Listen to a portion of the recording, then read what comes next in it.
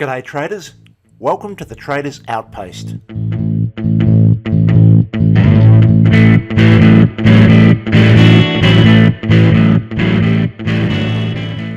Today we've released our Portfolio Compiler suite of tools, which is now available in the shop.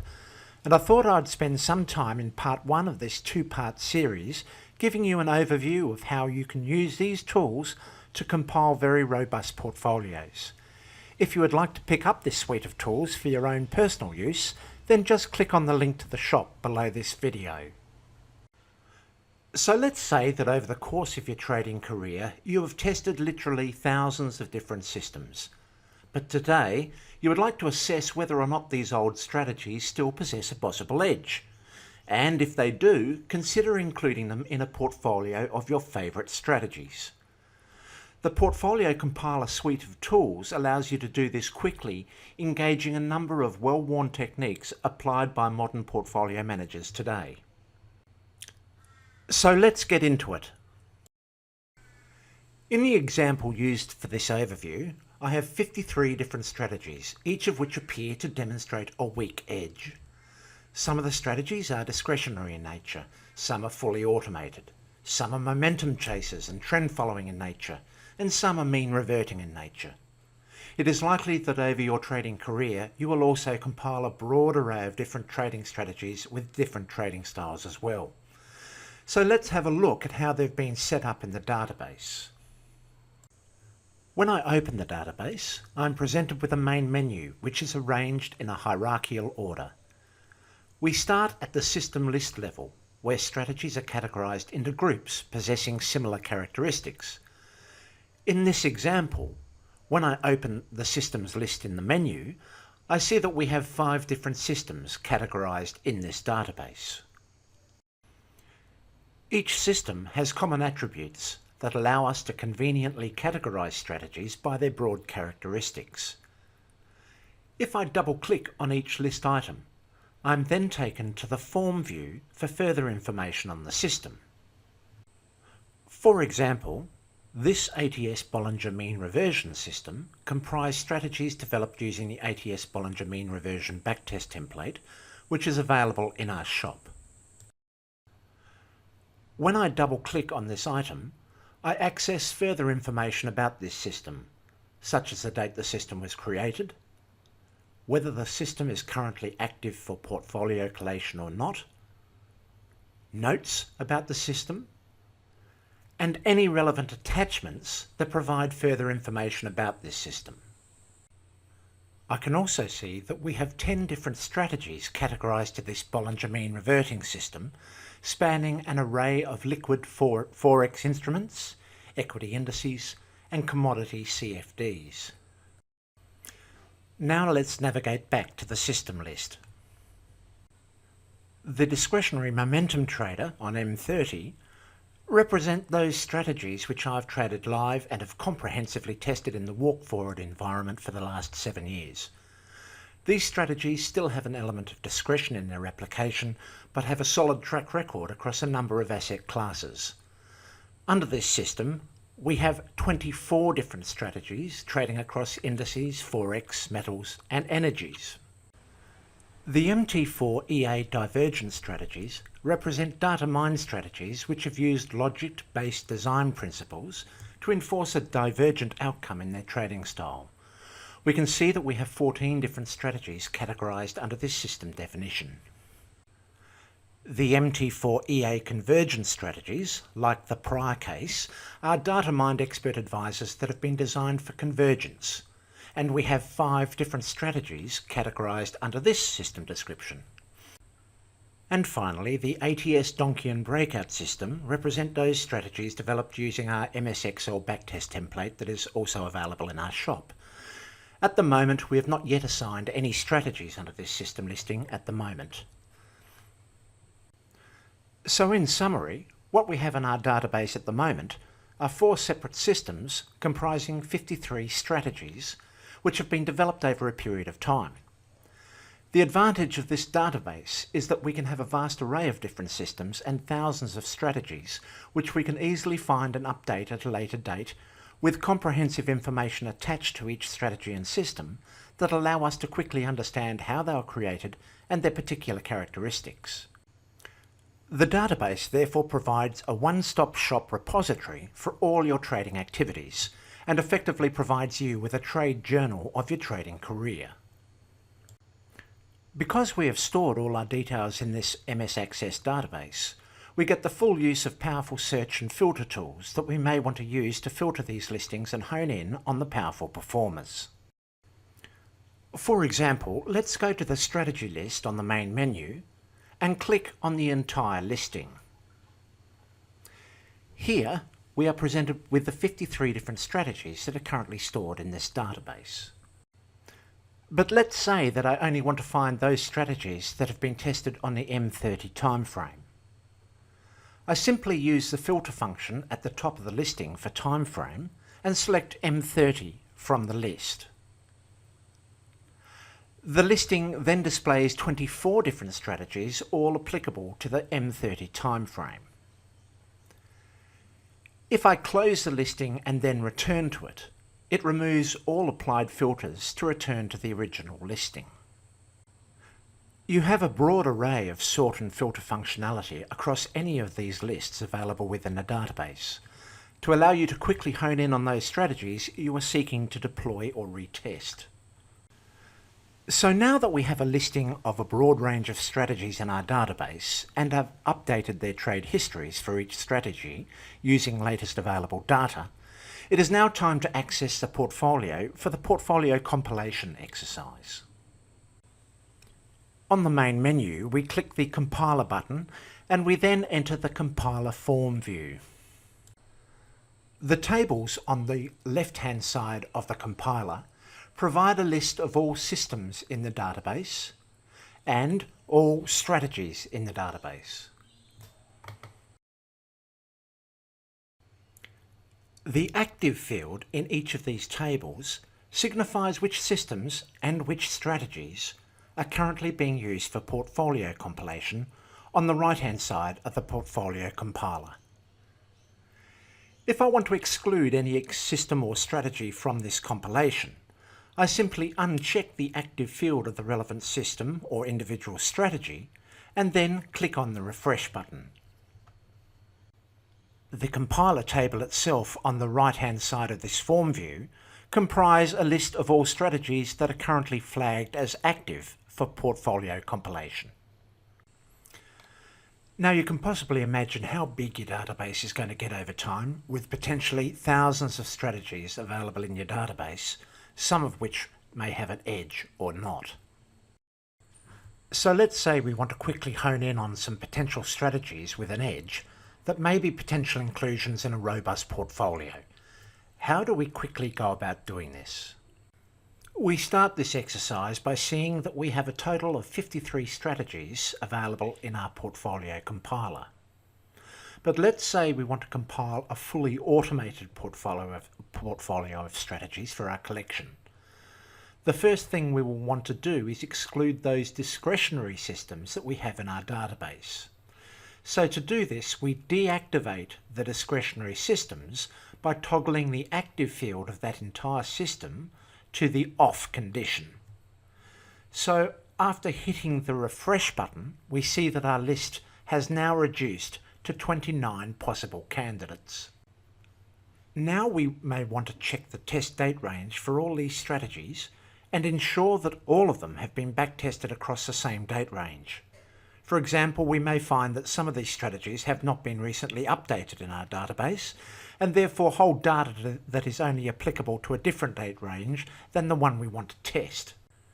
So to do this, we use the sort date range of the test start and test end fields of the compiler to find a common date range across all the strategies that we may want to include in our portfolio. For example, when I sort by test start, I can quickly see that some of the strategies have a test range later than 2005. I may therefore want to exclude these particular strategies.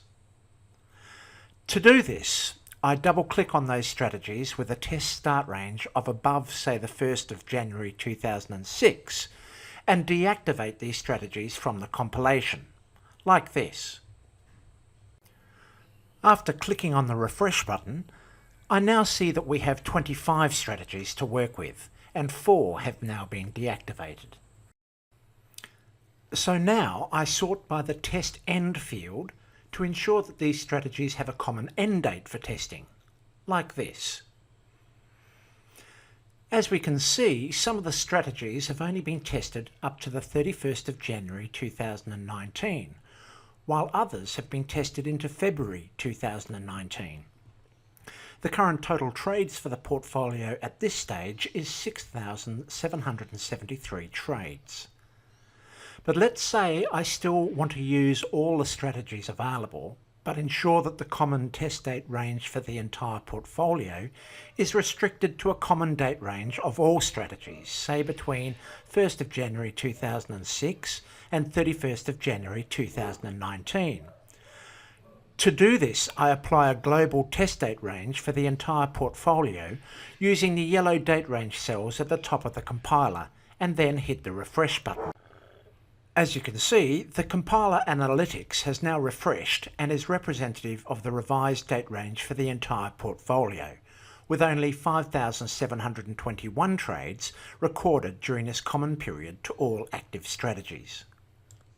Of course, if I wanted to include those strategies that I've deactivated, I would need to retest them and update the database statistics.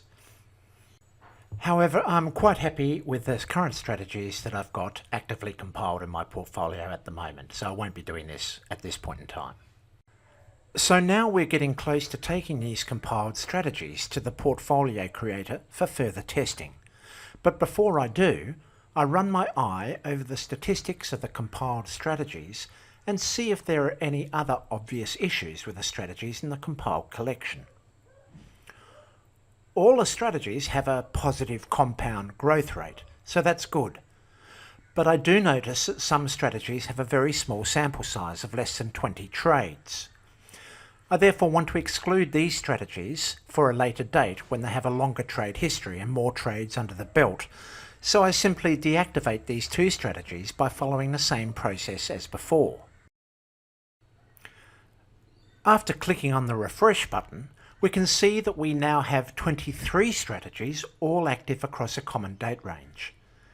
If I want to export the trade details of this revised compiled collection to another program for further analysis, I can simply click on the Trade Details Export button at the top of the screen, and the trade records associated with this revised compiled collection will be available for export. So now, after the compilation exercise has been undertaken, I'm now in a position to take this to the final stages of the process in the Portfolio Creator spreadsheet.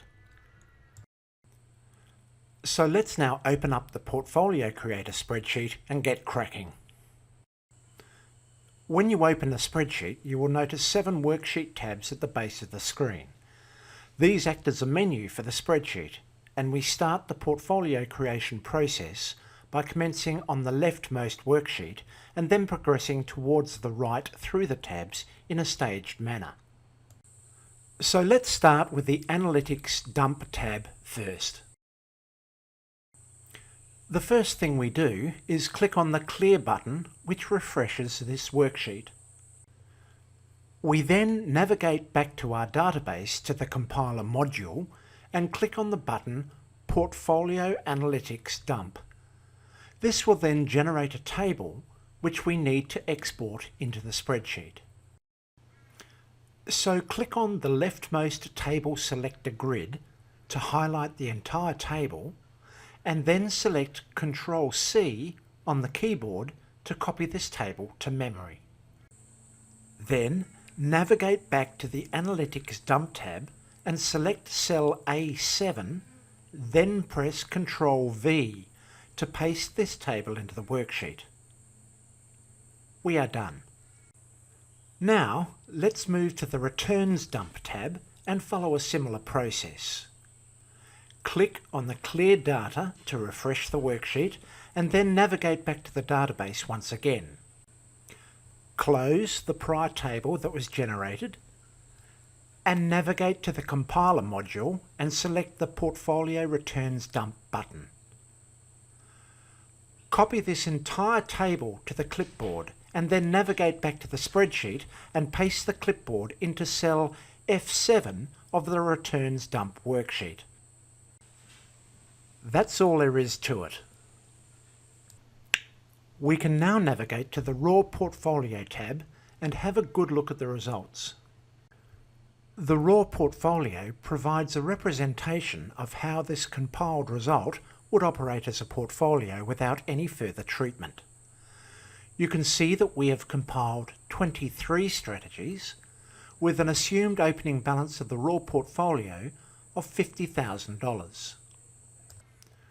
We can change this opening balance to any desired amount and observe the effect on the results by changing this level of commencing equity.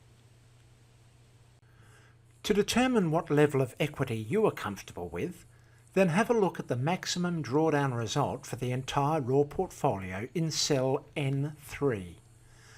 You will see that it currently reads as 4.5% with a $50,000 allocation. But let's assume that your maximum drawdown tolerance is, say, 10%. So recognising that your worst drawdown is always ahead of you in the future, you might want to set this maximum drawdown tolerance at 5%, giving lots of room to satisfy your drawdown pain threshold. So by adjusting the commencing equity to, say, $45,000, you can see that your revised maximum drawdown is now 4.9% and fits within your tolerance levels. So now we have adjusted the opening equity balance, let's have a look at the rest of the raw portfolio results. The overall results appear to be producing a very healthy compound annual growth rate of 12.6%, with a maximum drawdown of 4.9%. But there is much more we can do in terms of additional portfolio treatment to make this result even better. By looking at the non-compounded equity curve of the portfolio, you can see that you have a maximum drawdown of 4.9% in around September 2007. When we then move to the monthly compounded equity to the right of this chart, you can see that the maximum drawdown attributed to compounding moves to August 2010. You will also note that the individual raw equity returns reflect that approximately 4 individual strategies are dominant contributors to the overall result. And you can see which strategies these are by referring to the total return column of the table. By referring to the skew column, you can see that some of the strategies have significant negative skew. This is a feature that we want to avoid, as negative skew can be associated with strategies that have been curve fit for a particular set of market conditions, or are symptoms of strategies such as mean reverting strategies, grid trading strategies and martingale variants that reflect many small wins with the occasional very large loss. Given the ability for these type of strategies to wipe out your portfolio with a few unfavourable large losses, we therefore want to eliminate these strategies as part of the portfolio treatment process to ensure the portfolio is more rigorous. If you refer to the correlation column, you can see that some strategies are more highly correlated with the return stream of the overall portfolio than others. This can be disadvantageous to the overall portfolio, particularly when strategies are highly correlated during unfavourable market conditions. You may want to remove highly correlated strategies from the portfolio to smooth out the volatility of returns during these adverse market conditions. Now we can see that over the data range selected in the Portfolio Compiler database, we have 5,701 trades recorded across the 23 strategies, and each strategy itself possesses different relative drawdown levels ranging from between 1.3% to 27%. This is a problem for the portfolio as it highlights that in its current raw configuration, the portfolio has not been risk-weighted. When we compile different strategies into a portfolio, we want to ensure that their relative risk weighting is standardised so that no single system unduly affects the risk weighting of the entire portfolio. For example, we can see that the last strategy in the list possesses high adverse volatility, producing a maximum drawdown of 27%. In relation to the entire portfolio, this particular strategy significantly biases the overall result of the drawdown of the total portfolio. So we want to standardise each strategy in accordance with their maximum drawdown levels to eliminate this bias. To do this, we move to the Risk-Weighted Portfolio tab to observe the effect of this standardised strategy treatment across the portfolio. So now we refer to the multiply column of the risk-weighted spreadsheet, where we adopt a maximum standardised drawdown tolerance for each strategy in cell D3. By adopting this threshold level across all strategies, we re-weight the applied position sizing for every strategy using a multiplier to achieve this desired standard drawdown threshold. In this example, I've chosen a maximum drawdown tolerance of 10% for each strategy in isolation, and the multiplier has adjusted the method of position sizing accordingly. You can see from the overall portfolio result that the risk-weighted result of the entire portfolio has now significantly improved over the raw portfolio result. Have a look now at the individual risk-weighted equity returns of the portfolio.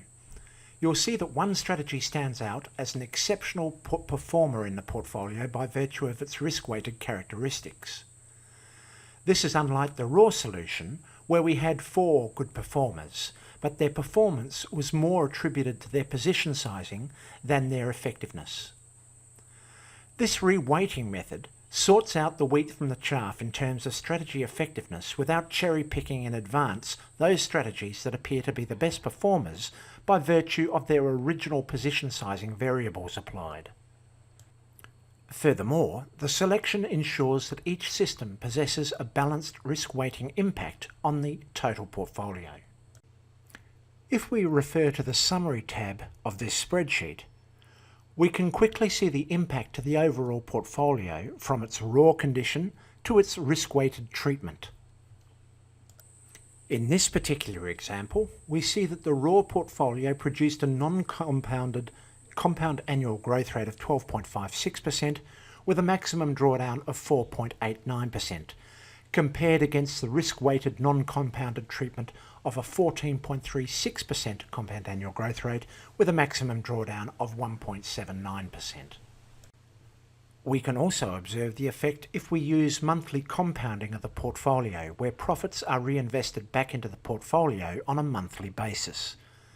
In this instance, the raw portfolio produces a compound annual growth rate of 30.11% with a maximum drawdown of 9.2%, whereas the risk-weighted compounded solution produces a CAGR of 40.66% with a similar maximum drawdown of 9.16% over the same period.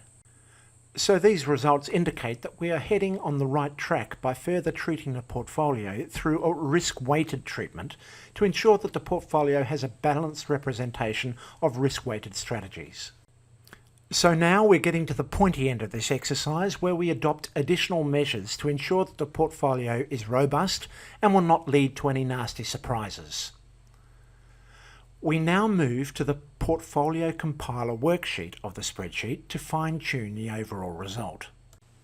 So the first thing we do on entering the Portfolio Compiler worksheet is to click on the Clear Prior Compilation button to refresh this worksheet. But be patient, this takes a bit of time. Then we set the equity levels for the compiled portfolio at the same level as the risk-weighted portfolio, in this case $45,000. Now we refer to the risk-weighted skew column. We are on the lookout for those strategies which have high negative skew and are symptomatic of curve fit strategies that have been configured for a particular class of market condition. These strategies are convergent in nature, and their skew profile is a result of having lots of small wins and some significant losses. In terms of a portfolio, we want to remove these strategies, as their potential for a string of large losses can have a large impact on the overall portfolio result. I've discussed this at length on our website, so if you want more information on this touchy subject, then please refer to my blog posts on this subject. So the conditional formatting in this spreadsheet automatically identifies those strategies which have high negative skew and are highlighted in red, and we will exclude those with excessive negative skew from the portfolio by typing 1 in the adjacent column next to them. In this particular example, I have eliminated 4 strategies from the portfolio as I regard them to have excessive negative skew. If they did have a negative MAR ratio, just like in the prior example, we'd move to the column Eliminate Negative MAR and put a 1 in the column next to the strategy we want to deactivate. We then move to the Correlation Statistics column that reflects the level of correlation between each strategy and the overall risk-weighted portfolio. We have a preference for those strategies that offer low or negative correlation to the overall portfolio. But if we find that some strategies are very highly positively correlated to the overall portfolio, with correlation levels of above, say, 0.7, then we would turn them off by selecting 1 in the adjacent column to them. Now, only turn off those with a very high positive correlation, as in later parts of this exercise we'll be looking at correlation in a new way, looking at mapping the correlation of the equity curve to the overall portfolio, which is a more sound way of identifying those strategies that are positively correlated during adverse market conditions. So in this particular example, I'm quite happy with the result, as no strategy appears to be too highly correlated with the overall portfolio, so there's no need for any further adjustment here. So now that these steps have been undertaken, we can now move on to the equity curve mapping process, which is the last stage of the portfolio treatment process. So let's move to the tab Equity Curves for Compilation.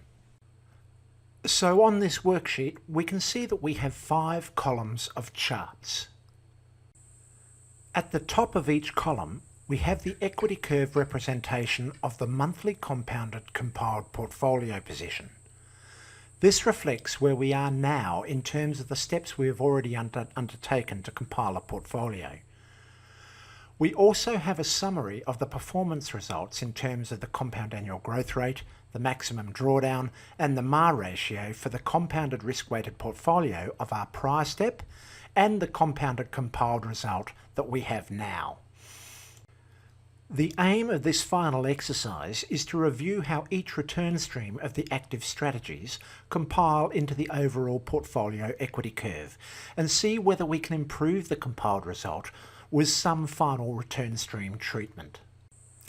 So at the moment, our compounded risk-weighted solution produces a MAR ratio of 4.44 and our current compiled result produces a MAR ratio of 4.02. Let's see if we can do better than this. The MAR ratio represents the compound annual growth rate divided by the maximum drawdown and is a representation of the risk signature of the strategy and the portfolio. By improving the MAR ratio gives us the ability to leverage up our position sizing within the entire global portfolio to achieve higher compounded annual growth rates. So the aim of this exercise is to see if we can obtain a higher MAR ratio for our compiled portfolio than our risk-weighted solution. Now the red arrows on the screen are used to map the overall portfolio result with each individual strategy of the portfolio. So we use these red arrows to highlight the maximum drawdown of the overall portfolio and map it to those particular strategies that are contributing to that drawdown profile. By being able to reduce the maximum drawdown of the global portfolio, we can therefore obtain a higher MAR ratio, which allows us to leverage up our position sizing. So what we do is this. We align the red arrows with the maximum drawdown of the compiled portfolio. For example, we can clearly see that the maximum drawdown for the overall portfolio occurs in December 2018. So let's move our arrow markers for each column to this position. Simply move those arrow markers we don't use away to the left of the screen. So you can see that I have now placed an arrow for each column on top of the maximum drawdown period of the overall portfolio. To improve the MAR ratio, what we want to do is to turn off those strategies that are unduly contributing to this maximum drawdown and therefore hopefully improve the overall robustness of the portfolio. Having placed the arrow markers at the maximum drawdown of the overall portfolio, I then scroll through the active equity curves of each individual strategy and see which strategy is contributing to this feature of the overall portfolio. I can see in this example that I have two major contributors to the maximum drawdown. Now what you do is turn them off individually by typing 1 in the yellow cell above them and observe the overall effect on the portfolio. So let's do this to the first possible culprit. But remember to take note of the MAR ratio of the monthly compiled solution before doing so. In this case, we have a MAR ratio of 4.02. So I turn off this strategy and then wait for the recalculation to observe the revised result. In this case, the MAR ratio has improved to 4.54 and the maximum drawdown of the overall result has reduced to 8.23. Now let's turn this strategy back on and then turn off the other potential offender. In this case, the MAR ratio now increases to 5.1, an even better result, and the maximum drawdown has dropped substantially to 7.15%. So let's keep this one deactivated. Now let's return to the overall portfolio result and see whether we need to adjust the location of the red arrows to a new maximum drawdown location. In this case, our maximum drawdown is still in December 2018, so we may be able to also turn off the other offending strategy. Let's do this remembering where we currently are in the result of a maximum drawdown of 7.15% and a MAR ratio of 5.10. By also turning off the other strategy, our MAR ratio has leapt to 6.05 with a maximum drawdown of 5.93%. This is an excellent result. Can we go further with this technique? Well, let's revert back to the overall portfolio result and now realign those red arrows to reflect the maximum drawdown periods now. Now that we have aligned our red indicator arrows to the revised maximum drawdowns, we see that we now have two similar maximum drawdown peaks at around November 2012 and December 2018. We might be lucky and find a strategy contributor that we can turn off to improve this overall result. I think I've found one, so let's see the result when I turn it off. Fantastic! I now have an improved MAR ratio of the compounded result to 6.79 and reduced the maximum drawdown for the portfolio to 5.12%, which nicely fits within my maximum drawdown tolerance of approximately 10%. Now you can keep on tinkering to adjust the result, but you will reach a level in which further adjustments are either marginal in nature or provide a worse result. So I'm quite happy with where I've left it and I'll leave it there at the moment. So congratulations, you have now reached a result where you have manipulated the risk profile of each return stream to improve the overall results for the entire portfolio. Let's now refer to the Summary Page Worksheet tab and see the results of this entire process. We started with a raw portfolio of 23 different strategies derived from our compiler database. These strategies, under a compiled portfolio solution and a commencing equity balance of $45,000, produced a compounded result of 30.11% compound annual growth rate, with a maximum drawdown of 9.2% and MAR ratio of 3.27. We then risk-weighted this portfolio, and with the same 23 strategies, and an initial opening balance of $45,000, improved this result to a 40.66% compound annual growth rate with a maximum drawdown of 9.16% over the period and MAR ratio of 4.44. And after identifying weaknesses in our strategy compilation in terms of their risk contribution to the overall portfolio, we deactivated 7 instruments to reduce the portfolio size from 23 to 16 strategies, and in doing so, improve the MAR ratio of the compounded solution to 6.79. So now for the final piece de resistance. Given that I have improved my MAR ratio, I can now reduce my original equity balance of $45,000 to improve the compound annual growth rate. To do this, I return to the portfolio compiler worksheet and adjust the equity balance downwards and revert back to the summary tab to observe the impact. So if I reduce my opening balance to $30,000 from the original $45,000 balance, I lift my compound annual growth rate to 51.51%, but still achieve a drawdown that is lower than the risk-weighted solution of 9.16% and lies well within my maximum drawdown tolerance threshold. You can adjust this opening equity balance to any value provided that you are comfortable with the overall maximum drawdown signature of the portfolio. Well, that's a wrap, folks. I hope you enjoyed this overview in this two-part series. If you like what you see, then come on over to our shop on our website and purchase this compiler suite of tools. Our next video in this two-part series will show you how to quickly populate your compiler database with trade histories from a variety of different trading platforms, so that you can also go about compiling your own very powerful portfolios. So, if you like this video, then make sure you become a subscriber to this channel to receive further useful information about updates on our trading tools. Go on, click that subscribe button now. You can also read more about us at ATS by clicking on the website link below this presentation.